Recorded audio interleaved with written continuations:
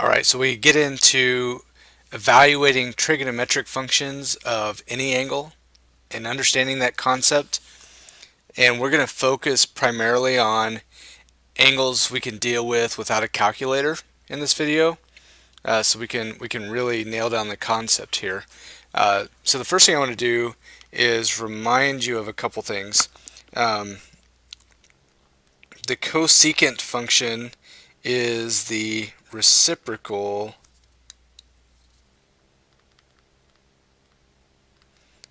of the sine function. So their outputs are reciprocals. The secant function is the reciprocal of the cosine function, and cotangent is the reciprocal of the tangent function. So we'll need to know that. Okay. Now, on to trigonometric functions of any angle. What we want to do is we've been working with right triangles and picking an acute angle like theta here, and then evaluating sine, cosine, and tangent of that angle using the SOHCAHTOA ratios. And we don't actually get away from that too much. Okay, so the idea is when we look at trigonometric functions of any angle, we look at the coordinate plane, but we still get these types of triangles. So here's the idea. We'll start with case 1. We have two cases. Case 1 is the terminal side for theta is in a quadrant. Okay? The terminal side for theta is in a quadrant. So, for example, theta might rotate and land in quadrant 1, and you get a reference triangle that looks something like this, where this is your reference angle theta bar. Okay, so that's one case in quadrant 1. In quadrant 2, theta could have a terminal side that lands in quadrant 2 with a reference triangle like this, and theta bar would be here. Same thing in quadrant 3. This could be your terminal side, theta bar is your reference angle, and in quadrant 4, terminal side, reference angle, theta bar. Okay, so those are the cases if theta has a terminal side in a quadrant, as opposed to, maybe you can think about what case 2 is going to be. What if the terminal side lands on an axis? Okay, so we'll look at that separately. The definitions are the same basically in each case. We just have to kind of get there. So let's consider something here. If you look at the reference angle for each of these and consider the opposite side. So in quadrant 1, the opposite side from theta is this vertical side here. Okay? And in quadrant 2, the opposite side is this vertical side. In quadrant 3, the opposite side is this vertical side. In quadrant 4, the opposite side is the vertical side. So we always work with reference triangles. So now what we start to see is that the opposite side equals the vertical side. And this is in a reference triangle. We can do the same analysis for the adjacent side. So in quadrant 1, the adjacent side for theta bar is this horizontal side. In quadrant 2, the adjacent side to theta bar is this horizontal side.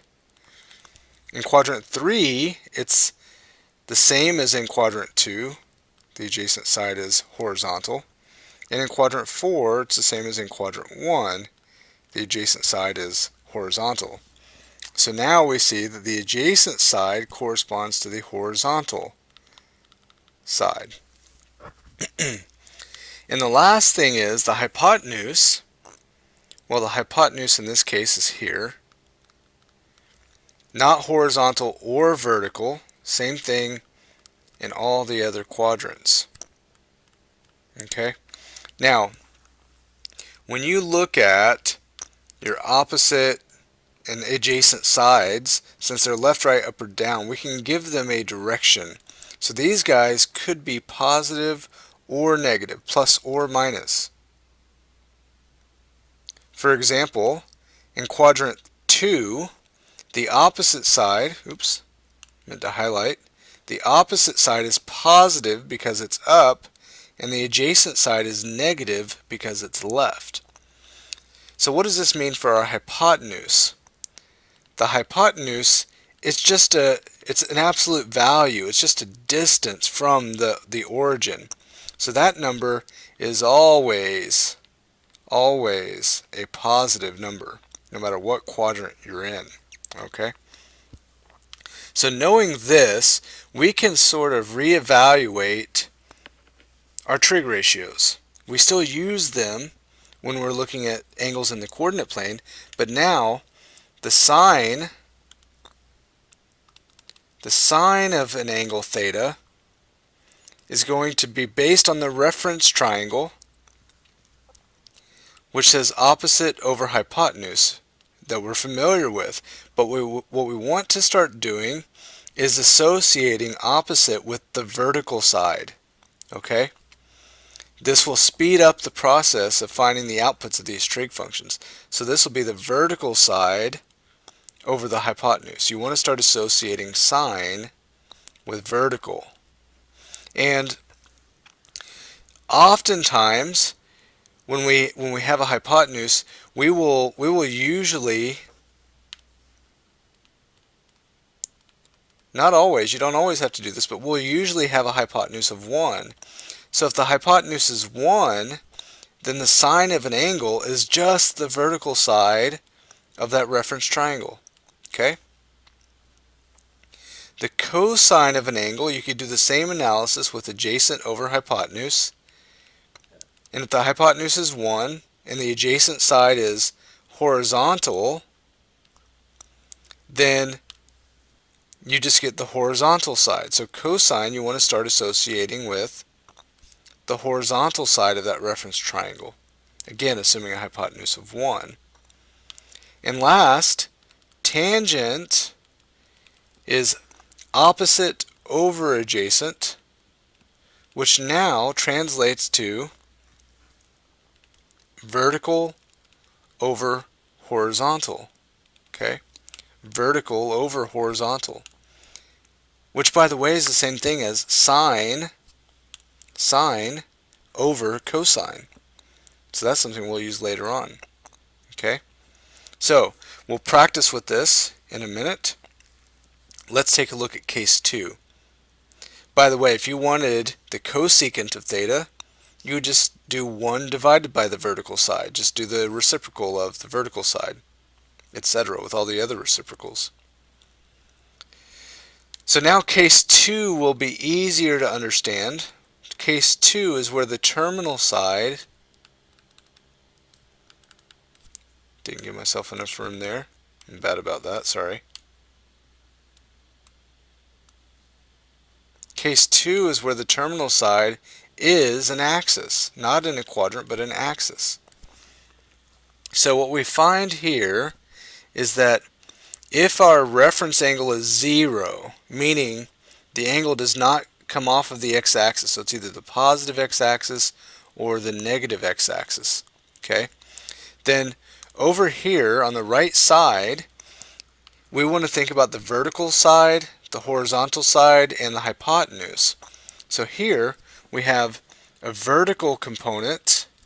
Well, there is no vertical, there's no up or down movement, so the vertical component is 0, while the horizontal component is whatever distance we choose. Okay, so however long we want this to be, just like if we were to choose a hypotenuse, we'll choose a positive 1 if we're assuming we're 1 unit from the origin, and the hypotenuse here will be positive 1 also, because the hypotenuse is always positive. Over here on the left, the vertical component is 0.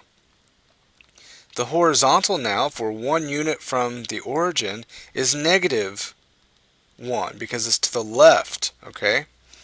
And the hypotenuse is positive 1. Now if we're on the y-axis, if we have a reference angle of 90 degrees, we're 90 degrees off of the x-axis, then up here the vertical side is up, so it's positive 1. The horizontal side is 0, and the hypotenuse is positive 1. Down here the vertical side is negative 1, horizontal is 0, and hypotenuse is positive 1. Again, we use a hypotenuse of positive 1 here. It doesn't really matter. So for example, if we choose a hypotenuse of 5 here, then that means we're 5 units from the origin, so our horizontal would be positive 5. The key here is that they're the same. Those distances are going to be the same in each case. Okay? It's just that the vertical or the horizontal could be positive or negative, while the hypotenuse is always positive. So that's kind of important. Alright, so now you use the same ratios to calculate the outputs of the trig functions, but you think of it in terms of vertical and horizontal, mostly so that that can help you understand when you don't actually have a triangle to look at. Okay? We'll do just a couple examples here to get the idea, to practice with this. So let's evaluate each without a calculator. Okay? Now you need to know your 30, 60, 90s and 45, 45, 90s and your radian measures. So let's start with the sine of 120 degrees. So what we do is we find 120 degrees, which is just past 90. Draw a reference triangle. So this is 120 degrees.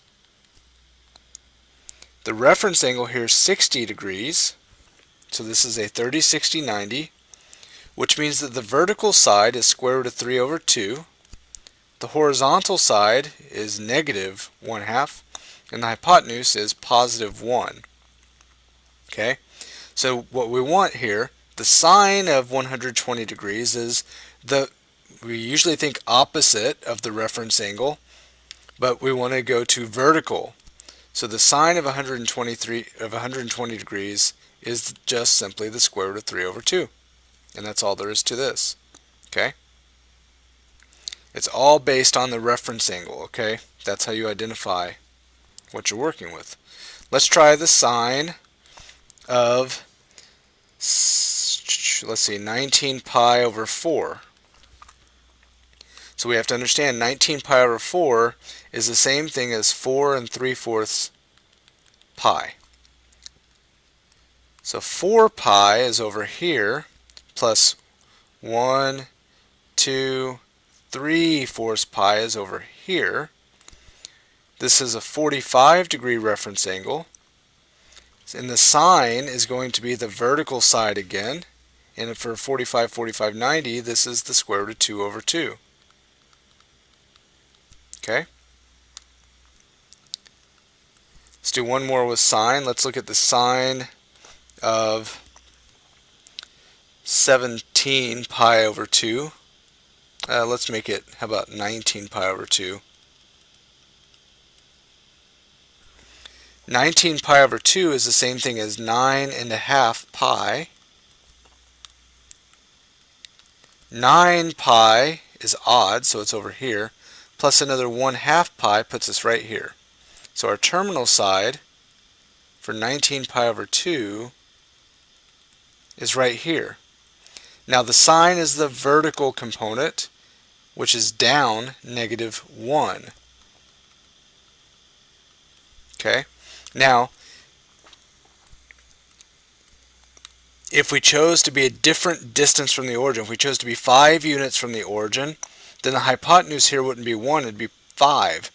So you would do -5 for your vertical, and divided by hypotenuse, which is +5, and that still gives you -1 as your ratio.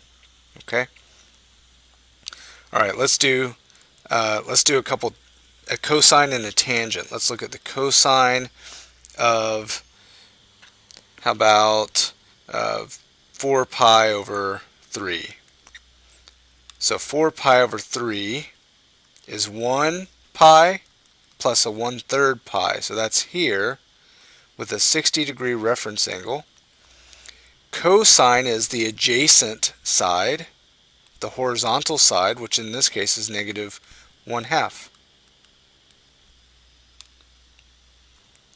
Okay. Number 5, let's look at the tangent of, let's see, how about 13 pi over 6? Let's see, how about 17 pi over 6? So that's 2 5/6 pi. 2 pi is here, plus 1, 2, 3, 4, 5, 6 pi is here, with a 30-degree reference angle. Tangent is the vertical divided by the horizontal. So the vertical of a 30, 60, 90 here is 1/2, and the horizontal is negative square root of 3 over 2. So this is going to be 1/2, the vertical, divided by negative square root of 3 over 2. If you cancel the halves, you get negative 1 over the square root of 3. Or if you multiply the top and bottom by the square root of 3, rationalize the denominator, you get negative square root of 3 over 3. Either one of those would be satisfactory. Okay, we'll do one more tangent and then we'll call it done. So this will be example 6. If we look at the tangent of, let's say, just 90 degrees. 90 degrees, of course, is up here, so we're looking at this terminal side. We'll assume we're 1 unit from the origin again. So tangent would be vertical. So the vertical side here is positive 1, divided by the horizontal side, which happens to be, there is no horizontal side, so it's 0. So the tangent of 90 degrees is undefined. You can't divide by 0. So that's kind of unusual. If you type the tangent of 90 degrees into your calculator, make sure you're in degree mode, it will give you a domain error of some kind. So that's something for you to check out. Hopefully this is enough to get you going with the trig functions. Of course, I'm assuming that you know reference triangles and your 30, 60, 90 and 45, 45, 90 triangles. And of course your SOHCAHTOA ratios. But it's not too bad.